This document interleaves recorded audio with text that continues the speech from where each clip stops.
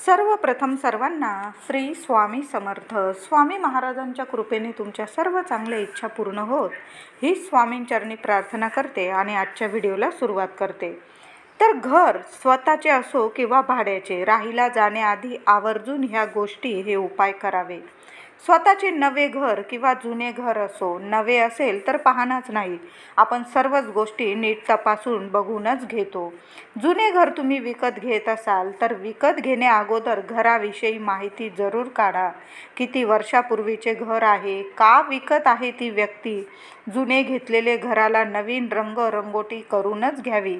पाण्याची व्यवस्था नीटनेटकी बघूनच घ्यावी. गळते नळ वगैरे असतील तर तुम्ही थोडंसं काम करून घ्या. त्याला फरशा वगैरे फुटलेल्या असतील तर ते सुद्धा तुम्हाला काम करून घ्यावं लागेल किंवा जो विकत असेल त्यांच्याकडून करून घ्या. कडी लॉक अतिशय चांगल्या अवस्थेत आहे असं बघून मग घ्यायचं. कर्कश आवाजाच्या कडी लॉक घराला नको. तुम्ही जर भाड्याने घर घेत असाल तरीही घराविषयी संपूर्ण माहिती काढायलाच हवी, मगच आपण घर भाड्याने घ्यावं. मग घराला मालकाकडून नवीन रंग देऊन घ्यावा. आधी जरी 1 वर्षापूर्वी तिथं कोणी राहत असेल आणि ते म्हणतील की आम्ही रंग दिलेला आहे, तरी पण त्यांच्याकडून रंगरंगोटी करून मगच ते घर भाड्याने घ्यायचं आहे. तिथे पाण्याची व्यवस्था, दारं खिडक्या चांगल्या अवस्थेत असायलाच हवी. घरात दारात कुठली वाईट घटना वगैरे घडली आहे का, 4 ठिकाणी विचारपूस करा. घराच्या आजूबाजू विचारपूस करा आणि मगच ते घर भाड्याने किंवा विकत घ्यायला हवे. ज्या घरात तृप्त मनाने गेलेली माणसं ते घर भाड्याने किंवा स्वतःचे घ्यायला अजिबात हरकत नाही. ते घर शुभच ठरतं. पण ज्या घरामध्ये जर एखादी व्यक्ती त्रासदायक गेलेली असेल, मेलेली असेल, तर अशा घरात सुख, शांतता, आरोग्य कधीच लाभत नाही. तर असे घरदार घेताना विचारपूर्वकच घ्यावे. नीट बघून घर घेतले तरीही घरात राहिल्या जाण्याआधी ह्या गोष्टी हे उपाय नक्कीच करा, मगच घरात राहायला जावे. मग बघा, घरात भरभरून सुख, शांतता, आरोग्य लाभून मग तुमच्या घराचे गोकुळ नक्कीच होईल. पहिली गोष्ट, घर घेतल्यानंतर रंगरंगोटी करून स्वच्छ साफसुथरेच घ्यायचे आहे. तुम्ही नवीन घर घेत असाल तिथं तर तुम्हाला बिल्डर लोक नवीन रंग देणारच आहे. पण तुम्ही जर जुनं घर विकत घेतलेलं असेल तर तिथं छान रंगरंगोटी करून साफसुथरं करून मगच अशा घरात राहायला जायचं आहे. अगदी टॉयलेट बाथरूम पण स्वच्छ चकाचक करूनच घ्यायला हवं.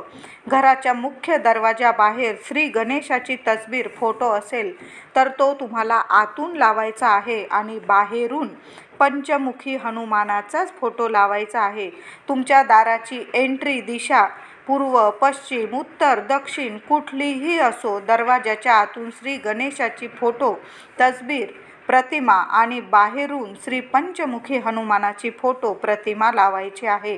त्याचबरोबर दार स्वच्छ पुसून दारावर अष्टगंधाने शुभ लाभ स्वस्तिक चिन्ह काढायचे आहे. उंबरठ्यावर माता लक्ष्मीची पावले लावायची आहे. हळद चंदनाने उंबरठ्यावर पातळ का होईना लेपन करायचे आहे. मंगळवार, शुक्रवार, गुरुवार बघून किंवा एखादा सण वार, एखादा चांगला मुहूर्त बघून घरात आपण मंगल कलशाची स्थापना करायची आहे. स्वच्छ कलश घेऊन त्यात पाणी भरायचे, त्यात 1 रुपया सुपारी टाकायची, हळद कुंकू अक्षता दुर्वा टाकायचे. कलशावर 5 आंब्याची पानं नारळ ठेवून कलश स्थापना करायची आहे. त्या कलशाला 8 दिशांनी हळदी कुंकुमाची बोटं लावायची आहे. 1 तांदळाची रास करून त्यावर कलश स्थापना करायची आहे. आपल्या कुलस्वामिनीचे नाव मंत्र अष्टक बोलत राहायचं आहे. ज्या दिवशी तुम्ही तुमच्या नवीन घरात, जुन्या घरात म्हणजे जुनं जरी असलं तुमच्यासाठी नवीनच असेल घर, त्या दिवशी तुमच्या कुलस्वामिनीचं नाव मंत्र अष्टक दिवस रात्र बोलत राहायचं आहे. घरात दूध ओतू घालायचं आहे. थोडं का होईना दूध ओतू घालायचं आहे. दूध ओतू घालताना सुद्धा तुमच्या कुलस्वामिनीचं नामस्मरण करायचं आहे. एखाद्या सुवासीन स्त्रीला नवऱ्यासोबत जोडीने जेवू घालायचं आहे. आपल्या घरात तिची ओटी भरायची आहे. घरातील स्त्री असली तरीही चालेल. असे केल्याने लक्ष्मी नारायणाचा आशीर्वाद लाभतो आणि मग घरात राहायला जावे. असे केल्याने घरात सुख, शांतता, आरोग्य लाभते. तुम्ही स्वतःचे घेतले असेल त्या वास्तूत तुम्ही घर भरणी, वास्तुशांती, गणेश पूजन, सत्यनारायणाची महापूजा घालूनच ही पूजा करूनच राहायला जायचं आहे. आणि दोन्ही वेळेला आपल्या घरात तुळस लावायची आहे.